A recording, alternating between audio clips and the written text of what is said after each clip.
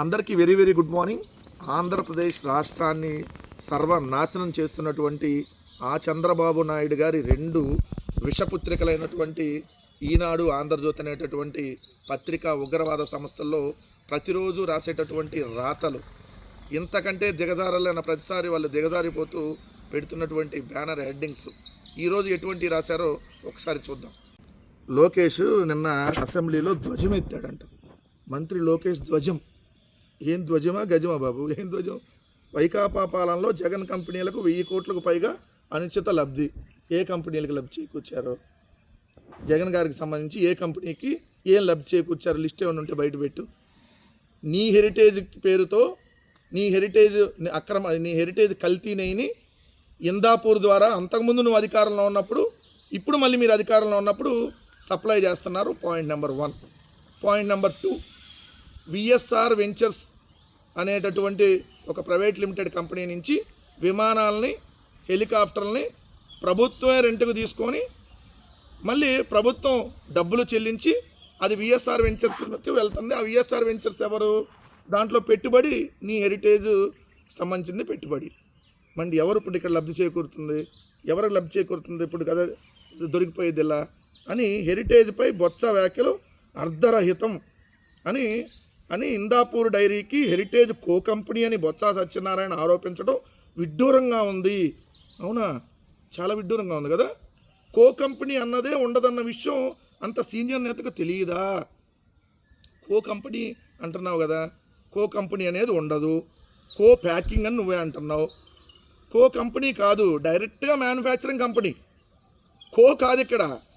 మొన్న మీరు మీ అక్రమ సంబంధం హెరిటేజ్కి బొందాపూర్కి ఉన్నటువంటి సంబంధం, అక్రమ సంబంధం సక్రమంగా వెబ్సైట్లో సీరియల్ నెంబర్ 17లో బయటపడ్డ తర్వాత మ్యానుఫ్యాక్చరింగ్ యూనిట్ పేరుతో దాని తర్వాత నువ్వు కో మ్యానుఫ్యాక్చరింగ్ అని మార్చారే.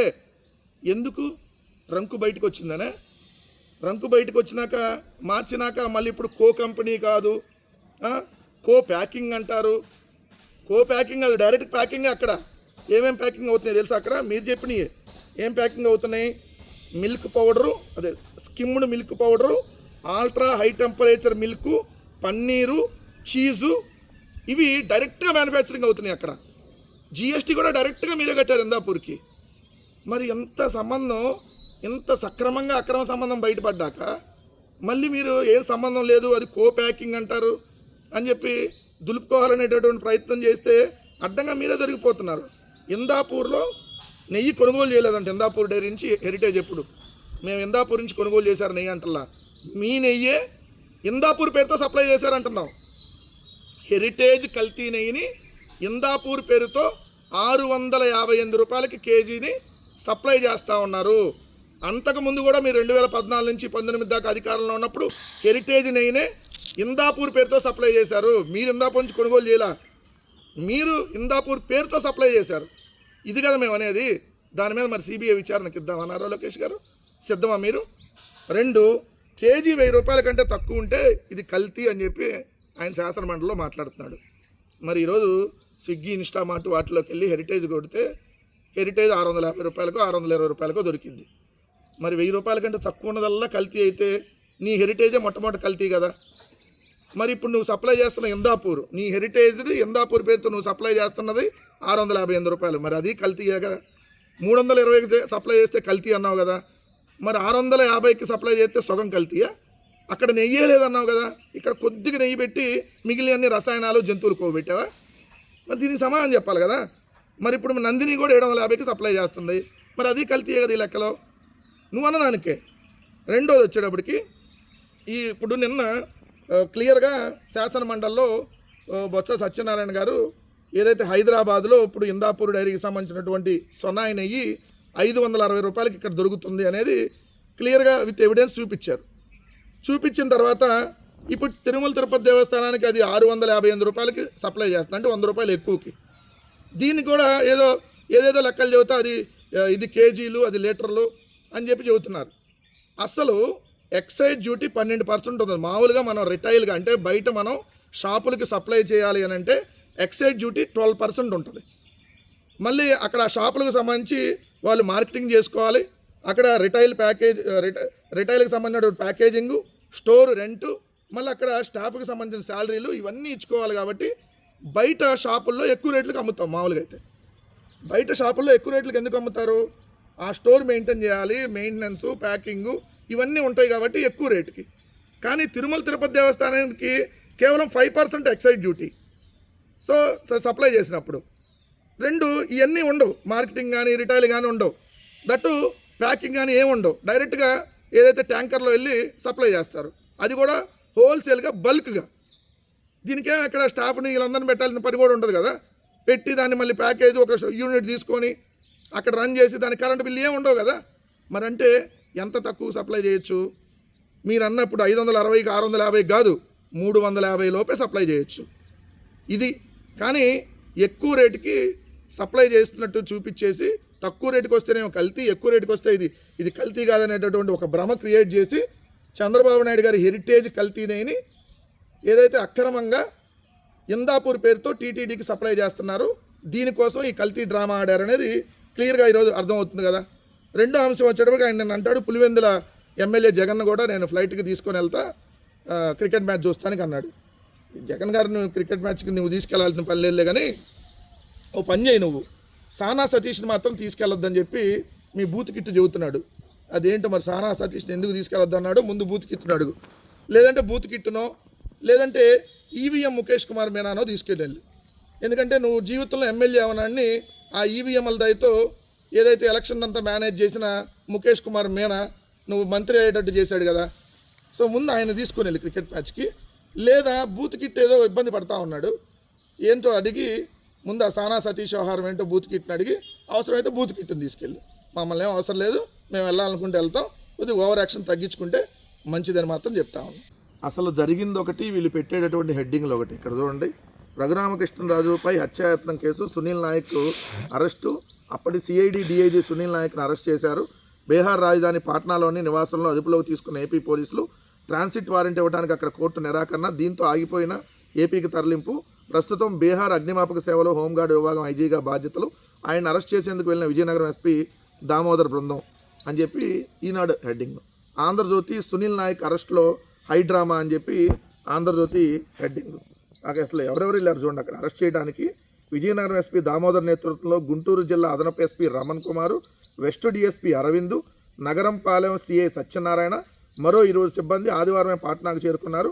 సో సోమవారం పొద్దున్నే 6 గంటలకల్లా సునీల్ నాయక్ ఇంటికి వెళ్ళారు. సో సీనియర్ ఐపీఎస్ అధికారిని వచ్చి దామోదర్ బృందాన్ని తీవ్రస్థాయిలో దూషించినట్టు తెలిసింది. పాట్నా వెస్ట్ ఎస్పీ భానుప్రతాప్ సింగ్ వారిని శాంతింపజేశారు. ఆ తర్వాత ఏపీ పోలీసులు స్థానిక పోలీసుల సాయంతో సునీల్ నాయక్ స్థానిక ఆసుపత్రిలో వైద్య పరీక్షలు నిర్వహించారు. కోర్టులో ట్రాన్సిట్ వారెంట్ తీసుకొని సాయంత్రానికి విమానంలో ఏపీకి తీసుకొచ్చేందుకు టికెట్లు కూడా కొన్నారు. కానీ ఎఫ్ఐఆర్లో పేరు లేకుండా వారెంట్ లేకుండా ఎలా అరెస్ట్ చేస్తారని మెజిస్ట్రేటు ప్రశ్నించారు. వీళ్ళు ఏదో అల్లాటప్పాగా ఏదో ఎవరిని పడితే వాళ్ళని అరెస్ట్ చేసేసినట్టుగా అరెస్ట్ వారెంట్లు లేకుండా అరెస్ట్ చేసేద్దామని అనుకున్నారు. అక్కడ ఆయన ఆల్రెడీ అక్కడ బీహార్లో అగ్నిమాపక సేవల హోంగార్డు విభాగం ఐజీగా ఉన్నాడు. అంటే ఆయన ఐపీఎస్. ఒక ఐపీఎస్ని అరెస్ట్ చేయడానికి ఎవరు వెళ్ళారు? ఇక్కడ ఒక ఎస్పీ దామోదర్ నేతృత్వంలో అదనపు ఎస్పీ, ఒక వెస్ట్ డిఎస్పీ, ఒక సిఐ వెళ్ళి పొద్దున్నే 6 గంటలకు గోడ దూకి వెళ్ళారంట. అక్కడ సిగ్గు లేదు ఏమయ్యా మీరు పోలీసులో ఇంకేమన్నానా? నేను అంటలా ఆ మాట. ఏపీ పోలీసులు బందిపోటు దొంగల్లాగా వచ్చారని చెప్పి అక్కడ సునీల్ నాయక్ తరపు న్యాయవాదులు శ్రీవాస్తవ్, కునాల్ తివారీ, బీహార్కు చెందిన ఐజీ సునీల్ నాయక్ను అక్రమంగా అరెస్ట్ చేసేందుకు ఏపీ పోలీసులు బందిపోటు దొంగల్లాగా వచ్చారని గోడ దూకారంట పోలీసులు. సిగ్గేయట్లేదా? రెడ్ బుక్ ఆఖరికి ఈ దేశవ్యాప్తంగా ఎలా పరువు తీస్తుందంటానికి ఈ రెడ్ బుక్ వేధింపుల్లో భాగంగా ఏదైతే మీరు సునీల్ నాయక్ని అరెస్ట్ చేయడానికి, గిరిజన ఐపీఎస్ సునీల్ నాయక్ని అక్రమంగా అరెస్ట్ చేయడానికి అక్కడికి వెళ్తే అక్కడ మెజిస్ట్రేట్ మాట్లాడినటువంటి మాటలు, మెజిస్ట్రేట్ గారు మిమ్మల్ని తీసుకెళ్ళి లోపల వేయాలా, మిమ్మల్ని ముందు అరెస్ట్ చేయాలని చెప్పింది ఏపీ పోలీసుల్ని బీహార్లో జడ్జి గారు అరెస్ట్ చేయాలని చెప్పి మాట్లాడారు. ఏపీ పోలీసులను బందిపోటు దొంగలతో పోల్చిన బీహార్ న్యాయవాదులు. రాష్ట్రంలో కనుక కాదు రెడ్ బుక్ పరువు దేశవ్యాప్తంగా పోయిందంటానికి ఇది నిదర్శనం కాదా? తప్పుడు కేసులు పెట్టి వేధించడమే పనిగా 20 నెలలుగా ఈ కూటమి ప్రభుత్వం చేస్తుందంటూ ఈరోజు బీహార్లో కూడా రెడ్ బుక్ పరువు ఘోరంగా పోయిందనేది క్లియర్గా అర్థమవుతా ఉంది. ఆంధ్రప్రదేశ్ రాష్ట్ర పోలీసులు బందిపోటు దొంగలతో పోల్చారు. ఎంతకంటే సిగ్గే ఉందా? రాష్ట్రంలోనే కాదు, మీ పరువు మొత్తం దేశవ్యాప్తంగా తీసి పడేస్తా ఉన్నారు ఈ నారా లోకేష్ డైరెక్షన్లో రెడ్ బుక్ వల్ల. రాష్ట్రంలో కల్తీ పాలు తాగి 5 చనిపోయినటువంటి పరిస్థితి, మరొక 12 మంది పరిస్థితి విషమంగా ఉంది. దాంట్లో 8 మంది పరిస్థితి తీవ్ర విషమంగా ఉంది. సో రాష్ట్రంలో కల్తీ పాలు, చంద్రబాబు నాయుడు గారు నీతులు చెబుతూ ఉంటాడు ఇక్కడ, కల్తీ కల్తీ కల్తీ అని. మరి అదే చంద్రబాబు నాయుడు గారి ప్రభుత్వంలో కల్తీ పాలు తాగి 5 చనిపోయినటువంటి పరిస్థితి. ఈరోజు రాజమహేంద్రవరంలో కల్తీ పాలు పోసినటువంటి ఆ వ్యక్తిని అరెస్ట్ చేశారు. ఆయన అనధికారికంగా నిర్వహిస్తున్న పాల కేంద్రంలో ఇథలీన్ గైకాల్ అనే కూలెంట్ రసాయనం పాలల్లో కలవటం వల్ల ఈ ఘోరం జరిగినట్టు దాదాపుగా నిర్ధారించారు. అంటే ఇక్కడ చూడండి, అనధికారికంగా నిర్వహిస్తున్న పాల కేంద్రం గొప్పగా పనిచేస్తున్నాయి మన వ్యవస్థలో, అధికారులు భలే గొప్పగా పనిచేస్తున్నారు. ఇది మంచి ప్రభుత్వం అంటే ఇదేనా? అనధికారికంగా పాల కేంద్రం నడుస్తుందంట, అనధికారికంగా. మళ్ళీ ఆ పాల కేంద్రంలో ఇథలీన్ గైకాల్ అనే కూలెంట్ రసాయనం పాలల్లో కలవటం వల్ల ఈ పరిస్థితి వచ్చింది అని చెప్పి అధికారులు ఇప్పుడు తేల్చారంట. అసలు రాష్ట్రంలో ఏం జరుగుతూ ఉంది? ఒక్క వ్యవస్థ పనిచేయట్లేదు, ఒక్కటి నాణ్యమైనది దొరకదు. ఇది కల్తీ ప్రభుత్వం, దీంట్లో కల్తీ పాలు, ఇప్పుడు ప్రాణాలు పోయినటువంటి పరిస్థితి. ఇంకా ఇలాంటి ఎన్ని వందలు ఉన్నాయో ఇలాంటి కల్తీ పాల సేకరణ కేంద్రాలు ఇప్పటికీ లెక్కలేదు. సో ఇంతమంది చనిపోతున్నా నిమ్మకు నీరెట్టినట్టుంటారు. హోంమంత్రి గారు ఏదో చట్టాలు తెస్తానని చెప్పి రోజు మాట్లాడుతున్నావు కదమ్మా హోంమంత్రి గారు, తీసుకురావాల్సిన చట్టాలు ఏంటి? ఇలాంటి కల్తీ పాలు ఎవడైతే తయారు చేస్తాడో, ఎవరైతే ఈ కల్తీ పాలు అమ్ముతారో, లేదంటే యూరియాను రసాయనాలతో కూడినటువంటి ఈ పాలను ఎవరైతే అమ్ముతున్నారో వాళ్ళ మీద కదా మీరు కఠిన చట్టాలు తేవాల్సింది. ఎవరో సోషల్ మీడియాలో పోస్ట్ పెడితే కఠిన చట్టాలు తెస్తారంట. నిన్న ఇంతమంది పిల్లలు చనిపోతా ఉంటే మీరేమో పక్క బజ్జీలో పునుగులో ఏదో ఒకటి డ్యాన్సులు వేసుకుంటా ఇటుపోతుందో రాష్ట్రం అర్థం కావట్లా. ఇంతమంది హాస్పిటల్లో ఉంటే మీ ఆంధ్రజ్యోతి వాళ్ళు రాసింది, పాలకూట విషం, కాసుల కక్కుర్తితో వ్యాపారులు కల్తీ పాపాలు, యూరియా కెమికల్స్ ఇతర పదార్థాల వినియోగం, అప్పుడే తీసిన పాలలా తెల్లని నురుగు, 4వ వంతు పాల విక్రయాలు ఇళ్ల ముందే. మరి ఏం చేస్తున్నారు 20 నెలలుగా? ఏ గుడ్డిగాడికి పళ్ళు తవ్వుతున్నారు? ముందు దానికి కదా సమాధానం చెప్పాల్సింది. జాగ్రత్త, మనం తినేటటువంటి వస్తువులు కానీ తాగేటటువంటి పాలు ఇలాంటివి కానీ కొంచెం చూసి జాగ్రత్తగా తీసుకోవాల్సినటువంటి అవసరం ఉందనేది మనం గమనించుకోవాలి. సుబ్రహ్మణ్య స్వామికి ఎదురు దెబ్బ, ఏకసభ్య కమిటీ పిటిషన్పై కొట్టేసిన సుప్రీం అని చెప్పి ఆంధ్రజ్యోతి హెడ్డింగు. ఈనాడు విచారణ కమిటీ ఏర్పాటు సబబే అని చెప్పి ఈనాడు హెడ్డింగ్ పెట్టింది. అసలేం జరిగింది? విచారణ కమిటీ ఏర్పాటు సభ్యని కాదు, ఇక్కడ వీళ్ళు విచారణ ఏకసభ్య కమిషన్ని కొట్టేయమని చెప్పి సుప్రీంకోర్టుకి వెళ్ళినప్పుడు సుప్రీంకోర్టు ఏం చెప్పిందంటే, సిట్టు దర్యాప్తు ప్రభుత్వ విచారణ మధ్య వైరుధ్యం లేదు, పాలనా లోపాలపై విచారణకు రాష్ట్రం ఆదేశించవచ్చు. అంటే క్లియర్గా సిబిఐ సిట్టు మొన్న ఏదైతే నివేదిక ఇచ్చిందో ఆ నివేదిక ఆధారంగా, అంటే ఆ సిబిఐ సిట్ ఇచ్చేటటువంటి నివేదిక ఆధారంగా పాలనాపరమైన చర్యలను తీసుకునేందుకు చంద్రబాబు ప్రభుత్వం నియమించిన ఏకసభ్య కమిటీకి గ్రీన్ సిగ్నల్ ఇచ్చింది. అంటే పాలనాపరమైనటువంటి, అంటే సిట్టు ఏదైతే ఇచ్చిందో సుప్రీంకోర్టు ఆధ్వర్యంలోని సిబిఐ సిట్టులో వచ్చినటువంటి ఆ నివేదిక ప్రకారమే దాంట్లో ఉన్నటువంటి దాన్నే పాలనాపరమైన చర్యలు తీసుకునేందుకు, అంతమించి వీళ్ళు ఏం చేసుకోవడానికి ఇవ్వాల. కానీ దీనికి ఎదురు దెబ్బలు ఈరోజు ఎదురు దెబ్బ వరుసగా రోజు ఎవరెవరికి తగులుతూ ఉన్నాయో. దేవుడు ఏడుకొండల స్వామి ఏ విధంగా మిమ్మల్ని దెబ్బలు కొడతా ఉన్నాడో, హెరిటేజు ఇందాపూర్ బంధం దగ్గర నుంచి, విఎస్ఆర్ వెంచర్స్ హెరిటేజ్కి ఉన్నటువంటి లింక్ దగ్గర నుంచి, ఏడుకొండల్ని తీసేస్తానన్న లింకుల దగ్గర నుంచి అన్ని వరుసగా ఎలా దెబ్బ మీద దెబ్బ ఎలా తెలుగుదేశం కూటమి ప్రభుత్వానికి చంద్రబాబు నాయుడు గారికి పడతా ఉన్నాయో వరుసగా చూస్తున్నాం కదా. ఈ దెబ్బలు రాయాల్సింది ఆంధ్రజ్యోతి రాధాకృష్ణ, ఎవరికి ఎదురు దెబ్బ అనేది. తిరుమల తిరుపతి దేవస్థానంలో తప్పులు చేసిన వారిపై క్రిమినల్ చర్యలు, ఇవాళ దాని మీద చర్చ పెడతారంట. స్వర్ణ దేవాలయం తరహాలో చట్టం తెచ్చే యోచన, కల్తీ నెయ్యిపై శాసనసభలో నేడు 10:30 నుంచి 2 గంటల వరకు చర్చ. తిరుమల తిరుపతిలో కల్తీ నెయ్యి సరఫరా వంటి అపచారాలపై జరగకుండా తప్పు చేసిన వారిని కఠినంగా శిక్షించేలా నిబంధనల్ని మరింత తీవ్రతరం చేయాలని రాష్ట్ర ప్రభుత్వం భావిస్తుంది. నిబంధనలు తీవ్రతరం చేయాల్సింది ముందు చంద్రబాబు నాయుడు గారి మీద. తిరుమల లడ్డులో యానిమల్ ఫ్యాట్ ఉంది, బాత్రూమ్ల యాసిడ్ అని చెప్పి నోటికి ఏదొస్తే అది మాట్లాడినటువంటి ఓ ముఖ్యమంత్రి చంద్రబాబు నాయుడు గారు ముందు క్రిమినల్ చర్యలు తీసుకోవాల్సింది మీ మీద. ఎందుకంటే లేనటువంటి కల్తీని, లేనటువంటి జంతువుల కొవ్వుని, లేనటువంటి గొడ్డు కొవ్వు, లేనటువంటి పంది కొవ్వుని ఉంది అని చెప్పి నీచంగా, దుర్మార్గంగా, ఉన్మాదంగా ప్రచారం చేసిన మీ మీద కదా ముందు క్రిమినల్ చర్యలు తీసుకోవాల్సింది. స్వర్ణ దేవాలయం తరహాలో ప్రత్యేక చట్టం తీసుకొని వస్తారంట. ఉన్న చట్టాలని సరిగ్గా పనిచేయిస్తే చాలు, మనకు కొత్త చట్టాలు ఏం అవసరంలా. మనం ఉన్న చట్టాలని, ఉన్న వ్యవస్థల్ని సక్రమంగా పనిచేయిస్తే చాలు. రెడ్ బుక్ చట్టం వద్దు మనకి.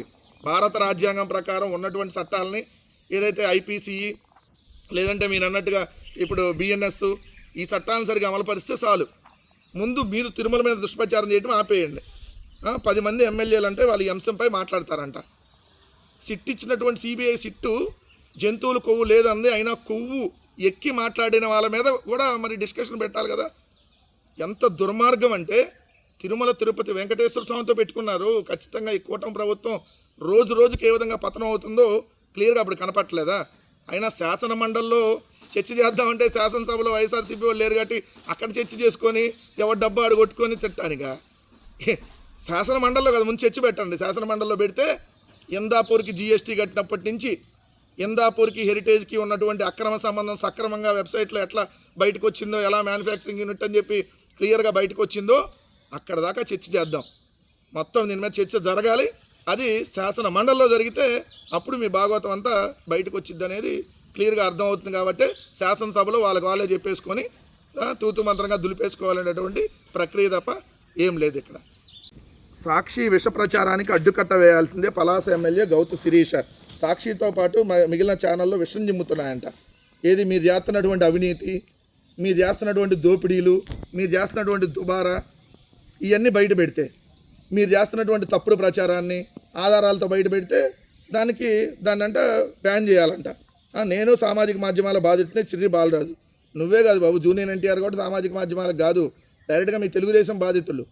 జూనియర్ ఎన్టీఆర్ గారి తల్లిని తిట్టి ఈ దూషిస్తే ఎక్కడా లేదు.